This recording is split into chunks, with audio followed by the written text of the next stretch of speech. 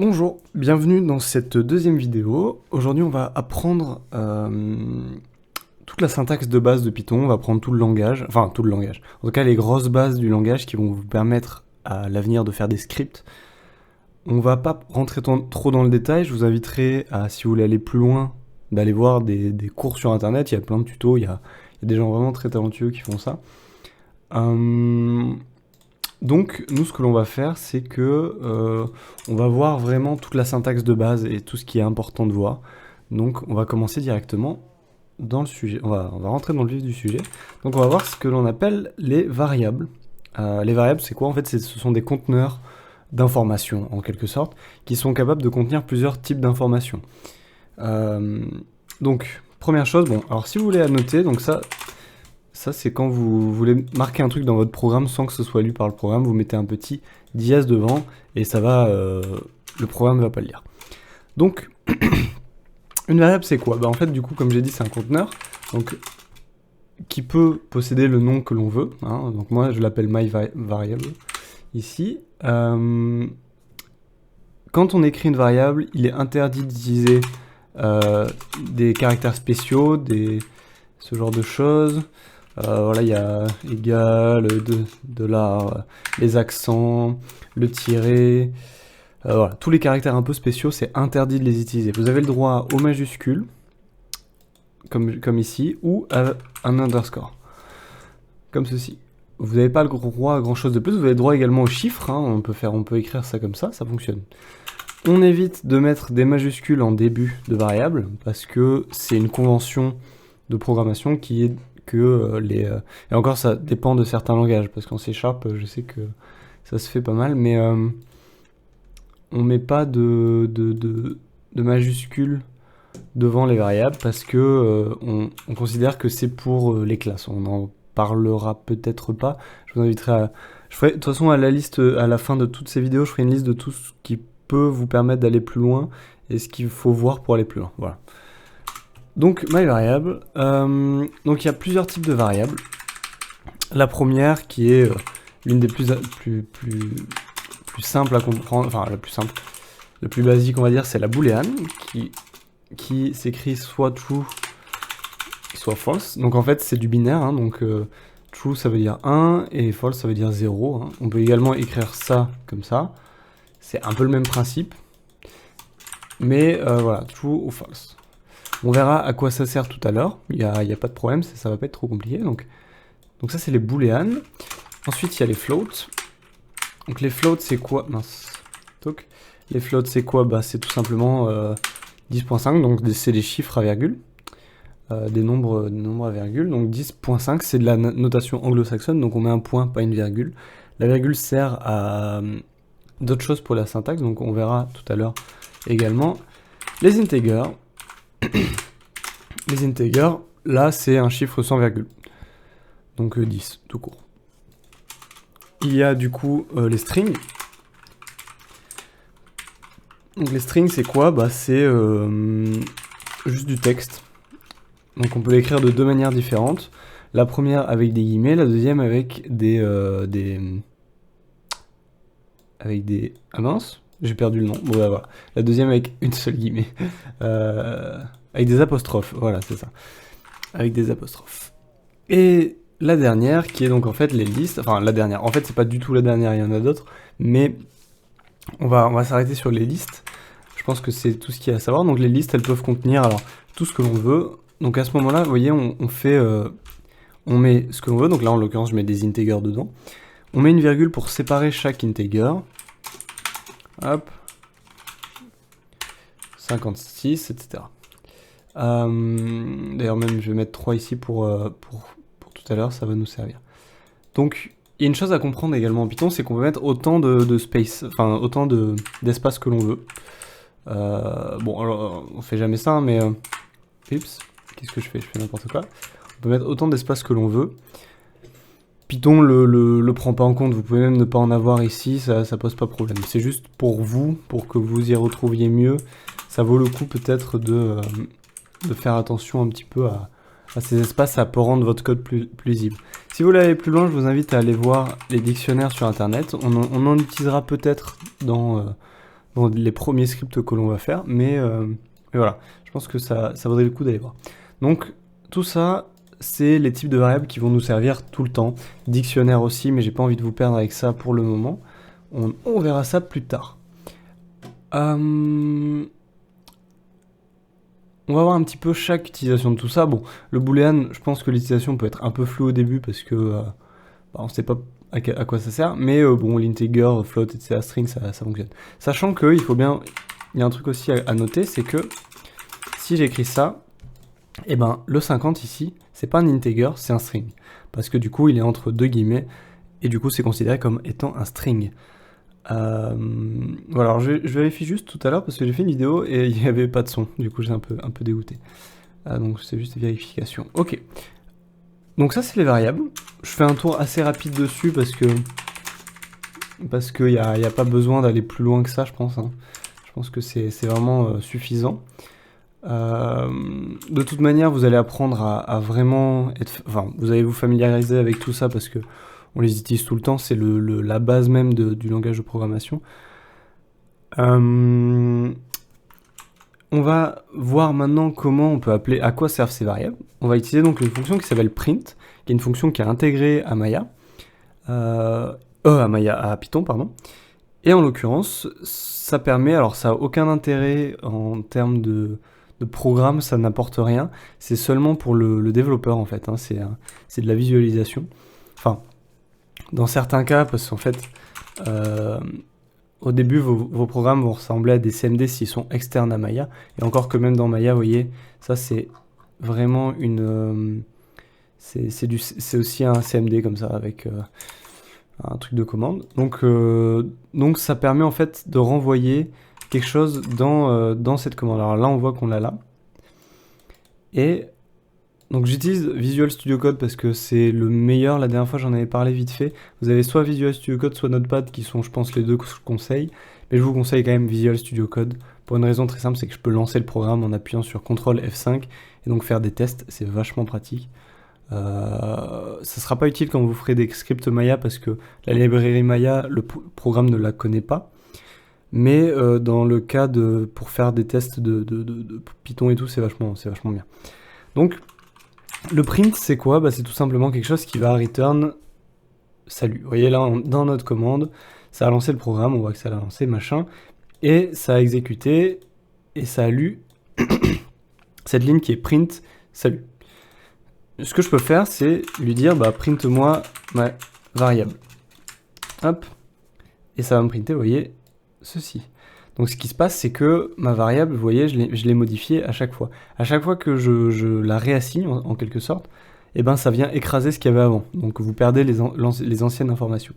Il y a des possibilités pour faire en sorte d'additionner, etc., d'ajouter dans la variable des éléments, mais on verra ça plus tard, je pense, c'est pas forcément nécessaire actuellement. Actuellement, voilà, à chaque fois qu'on met quelque chose après, ça vient l'écraser. Donc, on a notre liste. Seulement, voilà, moi j'ai ma liste, mais j'aimerais bien récupérer mon premier élément de ma liste. Donc pour ça, il y a plusieurs possibilités. La première, c'est que dans ma variable, je peux dire que je veux juste le premier élément. Donc je mets 2 crochets et un numéro. Il faut comprendre que chaque élément de la liste est indexé. Donc le 10 ici, il est indexé à 0, le 50 à 1, le 3 à 2, donc premier élément 0, deuxième 1, 2, 3, etc. Ça commence à 0, donc c'est le petit truc, la petite particularité. Donc là, si je dis que ma variable, c'est une liste, mais que je veux que l'élément 0, si je print, vous allez voir, hop, j'obtiens que 10, ici.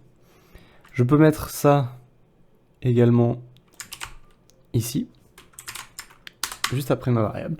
En général, c'est ce que l'on fait, mais dans certains cas, on le met vraiment ici. En tout cas, en programmation dans Maya, c'est très régulier qu'on le mette ici.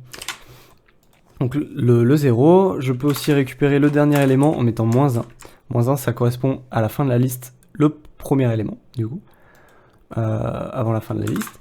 Je peux également dire que je voudrais du premier élément au troisième, alors je vais rajouter peut-être des trucs ici. 5, voilà.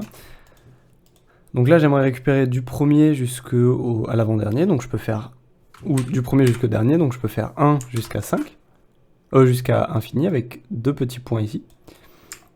Est-ce qu'on peut zoomer, tiens? Non, je peux pas zoomer. Voilà, je peux très bien également dire que je veux jusqu'à l'index. Alors 3, bah, c'est un peu paradoxal, mais quand vous mettez 4, en fait, ici, le 4, vous voyez que c'est... Non, pas du tout. 1, 0, 1, 2, 3, 4, c'est 65. Et en l'occurrence, il prend pas le 4, il prend le 3. Donc là, si je veux prendre le 4 avec, il faut mettre 5. Donc de 1 à 5, par exemple. Tac. Et j'obtiens tous les éléments.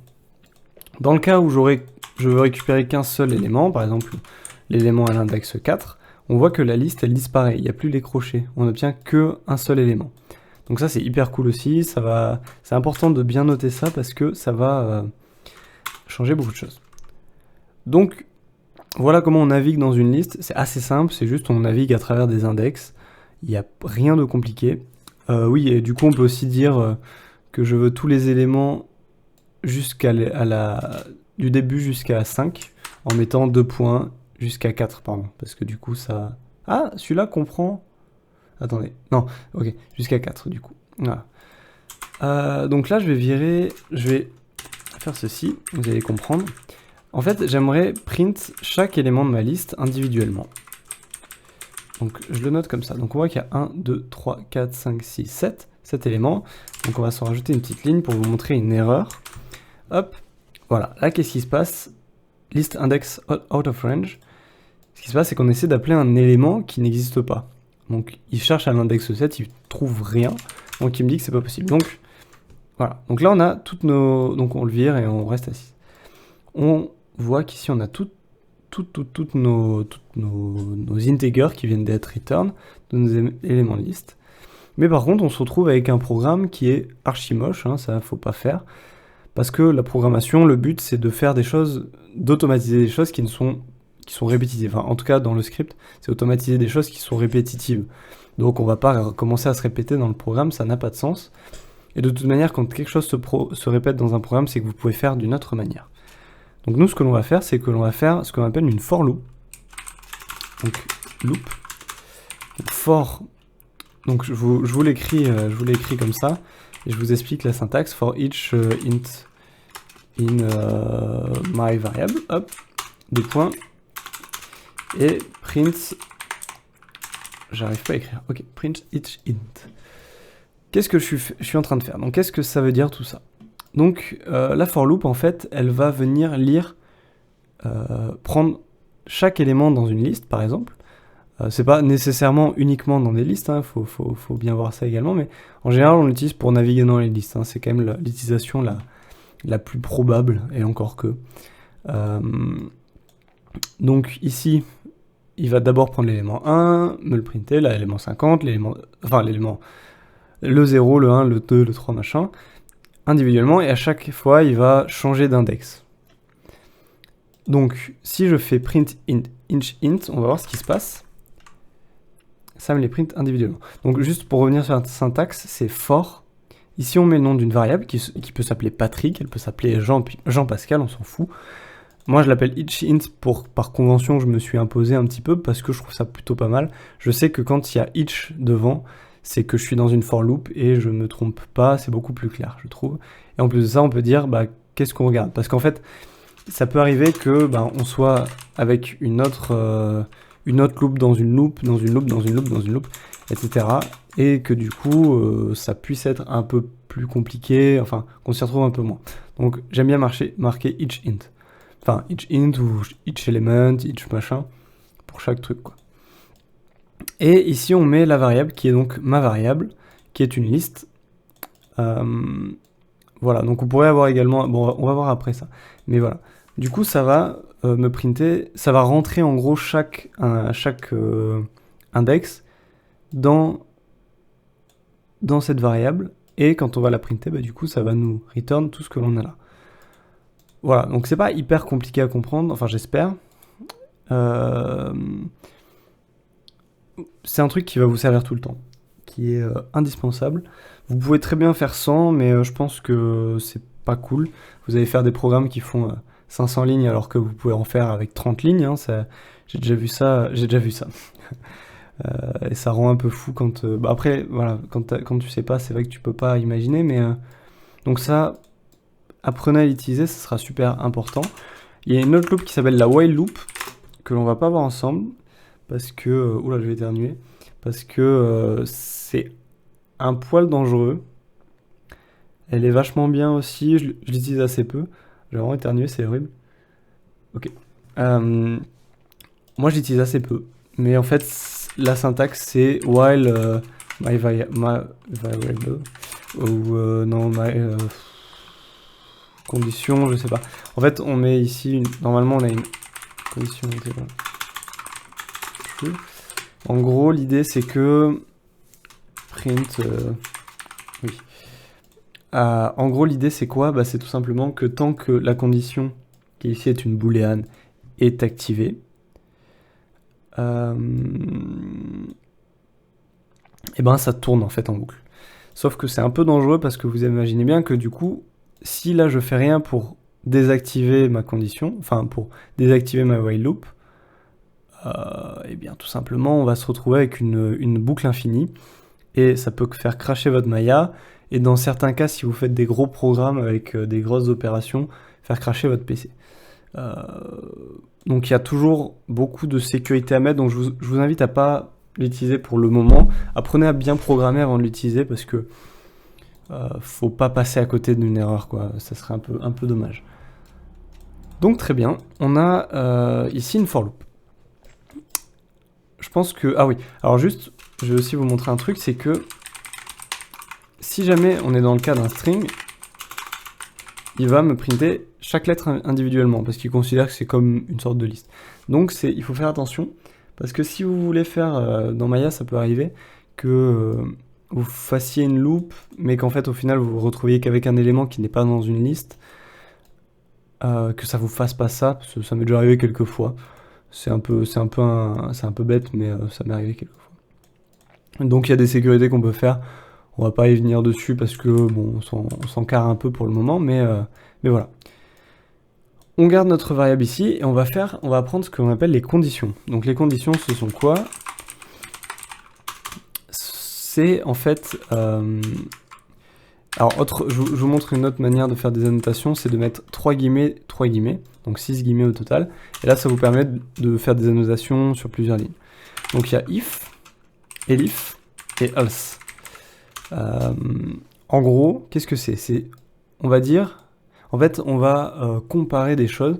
On va dire si jamais, regardez, pour faire l'exemple, on va le faire ici dans cette loop. Donc, si jamais ma each int est inférieur ou égal à 10, par exemple, hop, on met 2 petits points et on fait print each int. Tac. Et là, vous voyez, on print 10, 3, 4, 5. On oublie complètement le 50, le 56, le 65. C'est une condition, ça vérifie. On peut également mettre double égal. Attention, il faut vraiment mettre double égal parce que double égal permet de comparer et égal permet d'assigner. Donc il faut mettre double égal, c'est important. On peut mettre un point d'exclamation pour dire si ce n'est pas égal à 10, hein, on le voit bien, 10 disparaît. On peut mettre du coup juste ça, moi j'ai mis, on peut mettre juste un truc comme ça, voilà. Et dans le cas, et voilà, donc c'est intéressant, ça nous permet en fait de vérifier des choses. C'est un truc que vous allez utiliser encore une fois tout le temps, c'est hyper important. Donc ça c'est le if, ensuite il y a le elif qui permet en fait de rester en fait dans cette vérification de conditions. Donc le elif, if each int égale par exemple à 65, print oui. Voilà. Donc là, on va voir que ça nous print tous nos trucs, et quand ça arrive sur 65, ça nous print oui. On peut dire par exemple aussi... bon, on va pas se prendre la tête avec ça. Et on peut dire, et on peut faire en sorte que si jamais aucune des conditions ici n'est rentrée, n'est validée, il y a le else qui rentre en jeu. Donc le else, il n'y a rien à noter. C'est vraiment genre juste else. Pour le if et le elif, il faut toujours noter ce que l'on veut comparer, ce que l'on veut vérifier. Et mettre 2 petits points, revenir à la ligne. Ah oui, j'ai pas parlé des tabulations. Bon, je vais en parler après. Et le else, c'est juste else tout court. Et ici, print non. Tac. Donc là, 10, non, 3, non, oui, 4, 5. Donc on voit que ça fonctionne plutôt bien. Et voilà, donc c'est plutôt cool. Donc ça, c'est les conditions. Oui, je voulais parler des tabulations. Effectivement, la tabulation, c'est quoi? En fait, vous voyez qu'ici, tout n'est pas aligné. Il faut faire attention parce que si c'est comme ça, on va avoir une erreur. Expected indented. Je ne sais pas le prononcer, donc lisez-le. Donc c'est important en fait d'avoir des tabulations qui nous disent que tout ça est dans cette loupe. Tout ce qui est hors tabulation, enfin tout ce qui revient du coup à la ligne, ne fait plus partie de la loupe. Donc print salut. Hop, vous voyez, ça n'est plus dans la boucle. Donc c'est très important de bien le noter ça. Et vous allez avoir quelques petites erreurs d'indentation au début, ça y a aucun doute. D'ailleurs, ça va vous rendre fou quelques fois parce que des fois ça fait des erreurs pour aucune raison. Des fois c'est juste débile.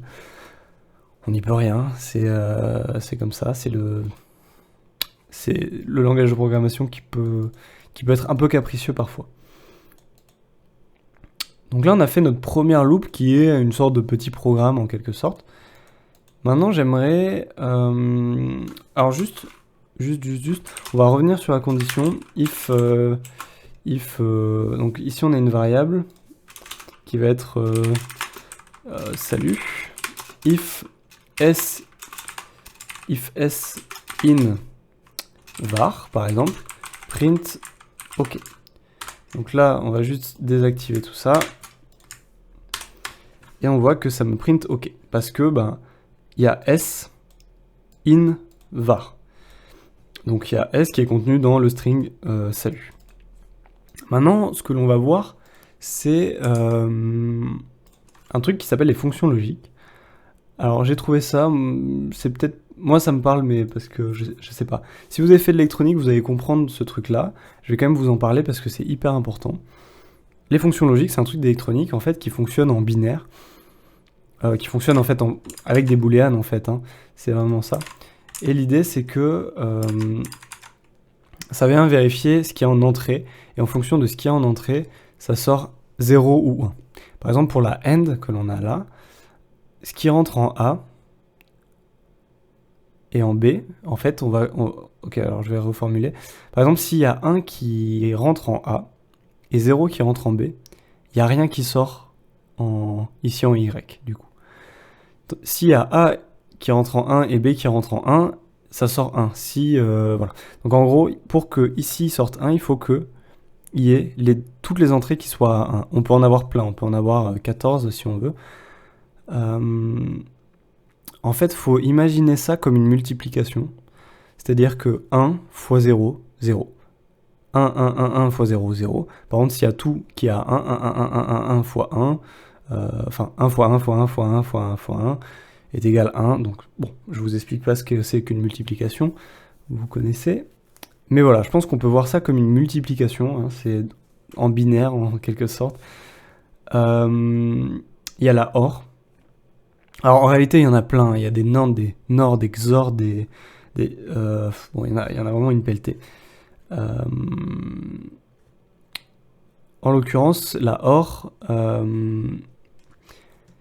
c'est en gros il faut que l'une des deux entrées soit à 1 pour que ça sorte 1. Donc c'est comme des additions en fait.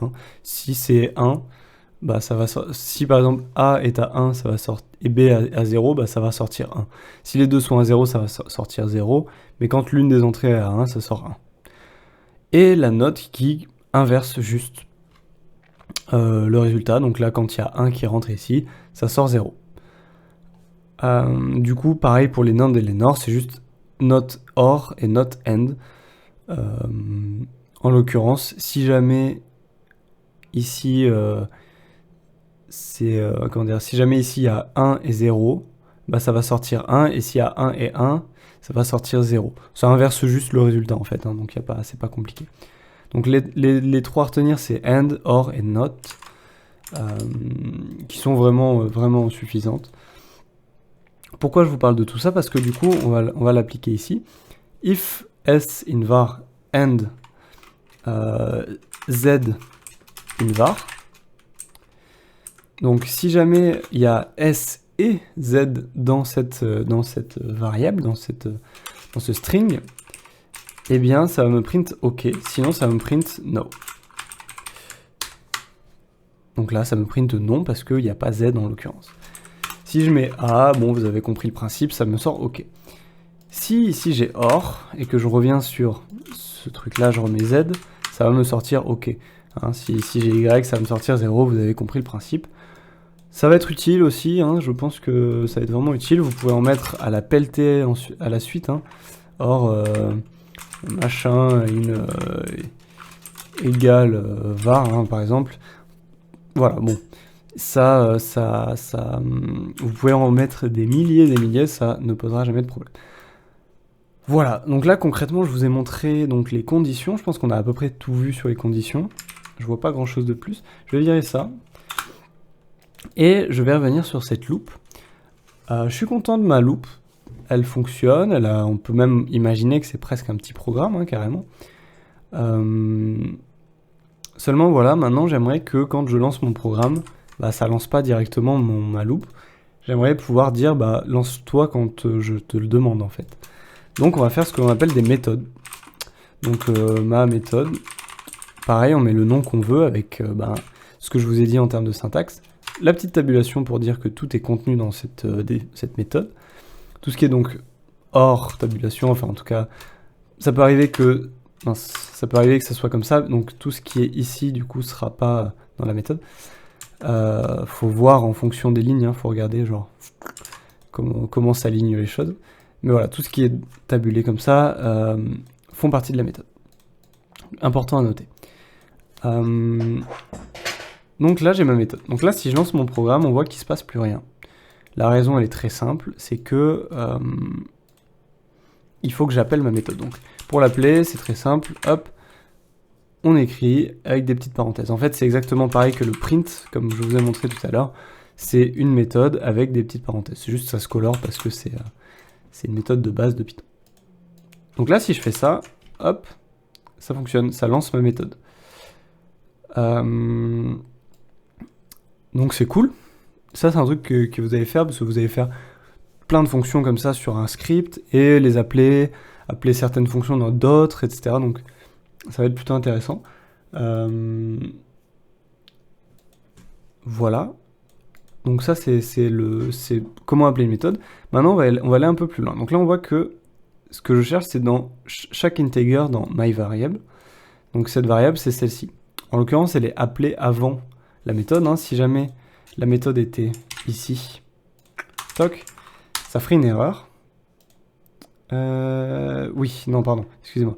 Si ma méthode est ici, en l'occurrence, et qu'on l'appelle ici, ça va me faire une erreur, parce qu'il me dit que ma variable n'est pas définie, parce qu'elle est définie après. Donc il faut nécessairement que, en général, moi ce que je fais, c'est quand j'ai des variables un peu globales dans le script, je les mets toujours au début de mon script, et ensuite je mets toutes mes méthodes, et ensuite j'appelle mes méthodes. Tout simplement. Dans le cas où j'aimerais ne pas appeler cette variable-là, eh ben c'est possible. Ici, je vais créer ma variable qui va s'appeler Patrick ou Alexia. Allez, Alexia. Hop, Alexia. Et j'aimerais que, en fait, ça lise chaque integer qu'il y a dans Alexia. Toc. Donc, ce que l'on doit faire, c'est dire... Oups. Casse-toi. Toc. Donc, ce qu'on va faire, c'est qu'on va tout simplement dire... dans cette variable, on va assigner cette suite d'integers, cette liste d'integers. Et voilà, ça fonctionne. Donc du coup, ce qui est intéressant, c'est que je peux venir rentrer plein de choses. Hein, et vous avez compris, ce qui est intéressant, c'est que ça peut être dans des loops et envoyer des méthodes avec chaque élément d'une loop. Enfin voilà, ça peut être vraiment très cool. Et c'est un truc indispensable. Donc là, on a avec ça. Donc dans le cas où je ne mettrai pas d'informations là-dedans, qu'est-ce qui se passe? Eh bien, il y a une erreur. Ils me disent qu'ils demandent un argument positionnel, je ne sais pas comment traduire ça, mais voilà, qui me demande de rentrer une information dans cette variable. Donc ce qui est possible de faire, c'est de créer une variable par défaut. C'est-à-dire que si je ne rentre rien dans ma méthode, eh bien, Alexa va vouloir ça. Donc c'est la valeur par défaut. Ça résout le problème de l'erreur, j'ai pas forcément besoin de rentrer un truc. Si jamais je veux néanmoins override ce truc par défaut, je peux tout simplement rentrer un truc, et là on a 5, 6, vous voyez, on vient de le modifier. Maintenant j'aimerais avoir plusieurs variables. Pourquoi? Bon, pour faire print salut. Hop. Je vais peut-être d'ailleurs le faire... Bon, je vais faire une autre méthode. Ça sera un peu plus simple, un peu plus clair, parce que là il y a beaucoup de choses. Test, print, voilà. J'aimerais maintenant avoir plusieurs variables, donc Alexia. Alors non, on va plutôt faire nom, prénom, âge, genre, par exemple. Ce qu'on va faire, c'est que on peut faire, quand on va l'appeler, du coup, il va falloir rentrer. Alors d'ailleurs, ce qu'on va faire, c'est qu'on va juste printer tout ça. Et ce qu'on va faire, c'est qu'on va devoir nommer du coup chaque nom. Alors là, on voit bien qu'on met une petite virgule pour séparer chaque élément. Et j'aimerais que, par exemple, mon nom soit... qu'il y a un nom par défaut, par exemple. Name. Que le prénom soit par défaut aussi, genre salut. Hein, le mec s'appelle salut. Et on voit qu'il y a une erreur qui se passe. Pourquoi? Parce qu'en fait, on peut pas faire ça dans n'importe quel ordre. Toutes les variables qui vont être avec un argument par défaut, avec une valeur par défaut, doivent se situer à la fin des parenthèses. Hop, comme ceci. Et en fait, l'idée c'est que ici, on va rentrer, par exemple, le genre, on va mettre non défini. Et voilà, toc, ça va me... Ouais, on voit que là, ça fait tout ce que je veux. Et... Ah oui, parce que le genre est appelé à la fin. Hop, on va juste, du coup, remplacer ça. On va se le mettre là, pour que ce soit un peu plus clair. Hop. Ah, mon souris a disparu. Non, c'est bon. Toc. Voilà, tout simplement. Maintenant, si je veux remplacer prénom... Alors attendez, j'ai un doute, mais on va regarder. Normalement, je peux faire Sacha. Donc, bonjour, enchanté, je m'appelle Sacha. On voit qu'il y a un truc qui est intéressant. C'est que quand on définit les noms comme ça, eh ben on peut tout simplement skipper en fait tout ce qu'il y a avant. Donc là, vous voyez, ce qu'on a là, hop, on le skip. Et comment dire, le nom en fait, vu qu'on dit je veux que prénom vale Sacha, et on skip celui-ci. Voilà, je n'avais peut-être pas besoin de passer plus de temps à expliquer ça. Je pense que vous avez compris. Donc voilà, donc là on a globalement tout ce qu'il y a à savoir sur nos méthodes. Il y a une dernière chose, c'est la méthode, quand elle est finie, on peut faire un truc qui s'appelle return, et on peut renvoyer des informations.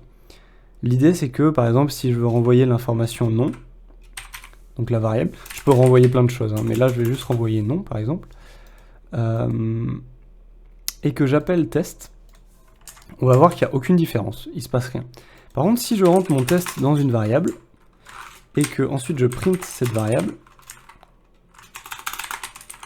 hop, on voit que, je print la valeur de nom, en fait. Il y a marqué noName ici, comme vous pouvez le voir. Parce qu'on a return le nom, et que du coup, on peut l'envoyer dans une variable. Si jamais il y a plusieurs éléments, par exemple genre, hop, ça nous crée... Alors ça, c'est un tuple. C'est pas une liste, c'est encore une autre variable, c'est un tuple. Je l'utilise franchement pas beaucoup. Ça m'arrive un peu, mais ça s'écrit exactement comme une liste, mais avec des virgules, pardon, des parenthèses. Ça peut pas faire les mêmes choses, mais voilà, c'est comme ça. Et ça, par contre, ça fonctionne pareil, on peut venir appeler un index, l'index que l'on veut. Donc on obtient un tuple comme ça, avec donc deux informations dedans. Si je veux avoir une liste, je peux faire ça. Ça va me le transformer en liste. Ah, on peut pas faire ça? List object. Ah, on peut pas faire ça, autant pour moi. Autant pour moi, je me suis trompé. Par contre, voilà, il y a un truc qui est intéressant aussi à noter, que moi j'ai appris assez tardivement, c'est que, vous voyez, ça me sort 2 éléments. Ah non, attendez, je crois que c'est un problème. Ah oui, effectivement. D'ailleurs, je vais le mettre au-dessus. C'est que j'ai oublié de mettre J'ai oublié de mettre le petit égal là, pour le définir. Et donc du coup, qu'est-ce que... Oui, bah en fait du coup ça marche, je pensais que ça marchait pas, mais normalement ça devrait marcher. Quand on fait ça, on voit qu'on se retrouve avec une liste. Bon là on va garder le tuple, on s'en moque un petit peu. Et il y a un truc qui est intéressant, c'est que on voit que ça me return 2 éléments. Et donc ce que je peux dire, c'est mettre une variable, une virgule, une deuxième variable, genre le genre par exemple.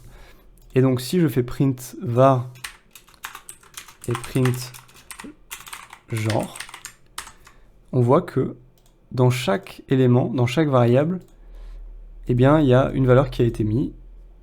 Alors par contre, il faut faire attention, c'est que si ici, je mets une autre variable, ça fait une erreur. Parce que il essaie d'unpack de mettre quelque chose dans la troisième, alors qu'il n'y en a que 2 qui sont return, donc ça fonctionne pas.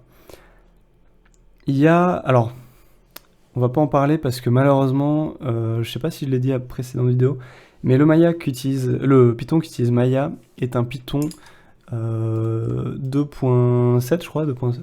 C'est marqué là quelque part, je pense. Python Normalement, c'est Python 2.7 ou 2.8. Enfin, je sais plus lequel c'est exactement. Mais c'est un Python qui date de 2010.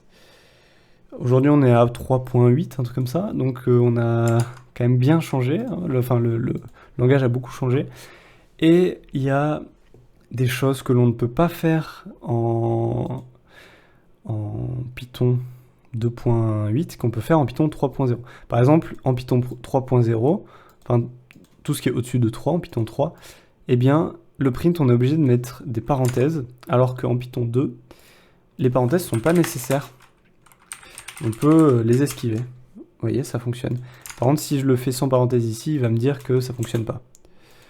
Donc c'est un peu chiant, parce que il y a, pour d'autres raisons, vous allez souvent vous retrouver à trouver des trucs sur internet qui sont super cool, que vous pouvez pas faire dans Maya parce que c'est pas la bonne version de Python. Voilà, ça c'est le côté un peu triste de ce langage, enfin, en tout cas de Python dans Maya, mais voilà. Qu'est-ce qu'il reste à voir? En vrai, je crois qu'on a vraiment tout vu. Je crois que j'ai été vachement plus court que la précédent test. Ah non, 40 minutes, je suis à peu près dedans. Magnifique. De toute manière, donc j'ai un peu dit les choses peut-être rapidement. J'espère que ça a été relativement clair. Dans le cas où vous aurez des questions, dans le cas où vous avez des questions plutôt, vous pouvez m'envoyer des messages sur Facebook. J'utilise encore Messenger régulièrement, donc vous pouvez m'envoyer un message sur Facebook, c'est Sacha Duru. Voilà. Sinon, vous pouvez m'envoyer un message en bas de cette vidéo, en commentaire. J'essaierai d'essayer de jeter un œil de temps en temps s'il y a des questions, et de vous répondre au plus vite. Tous les principes qu'on a vus aujourd'hui, là, on va les revoir après, plus tard. Attendez, dernière chose. Ok, tant qu'on y est, dernière chose. Si j'appelle ici la variable test, je vais lui mettre des choses. Salut. Si j'appelle ici la méthode test, on va voir que ça va fonctionner. Pourquoi? Parce que test n'est pas défini, parce que, encore une fois, le programme lit de haut en bas et il n'a pas encore lu la méthode test ici. Si j'avais ici ma méthode qui venait là, ça marcherait. Mais en l'occurrence, elle vient avant test. Donc dans ce genre de cas, c'est soit faut descendre ça, soit monter ça. Voilà, tout simplement. C'était le petit dernier truc. Donc comme je disais, si vous avez des questions, vous me posez en commentaire, il n'y a pas de problème, je ferai un plaisir d'y répondre. Si vous avez même des suggestions, des choses que vous aimeriez bien revoir, j'en parlerai peut-être dans une prochaine vidéo. Je ferai peut-être une vidéo récap de tout ça. Là, vous avez toutes les clés en main pour commencer à faire les premiers scripts. On verra dans la prochaine vidéo comment apprendre la librairie Maya, parce que avec tout ça, on peut pas faire grand-chose malgré tout. Mais vous pouvez déjà commencer à programmer en Python avec tout ça. C'est vraiment la grosse base qu'il faut connaître. Voilà, je pense qu'on va s'arrêter là. J'essaierai, donc prochaine vidéo, on verra comment faire notre premier script, notre première fonction. Ça va être cool, je pense. On va apprendre à faire un truc qui va être axé rig, un offset en l'occurrence. Ça va être facile, ça va nous permettre d'aborder tout un tas de fonctions, la librairie Maya. Et voilà. Bon, bah, je vous fais des bisous et j'espère que vous aurez réussi à tout suivre. Dans le cas contraire, vous inquiétez pas, on reverra tout ça dans la prochaine vidéo, très probablement. Voilà, et bien la bonne vie. Au revoir.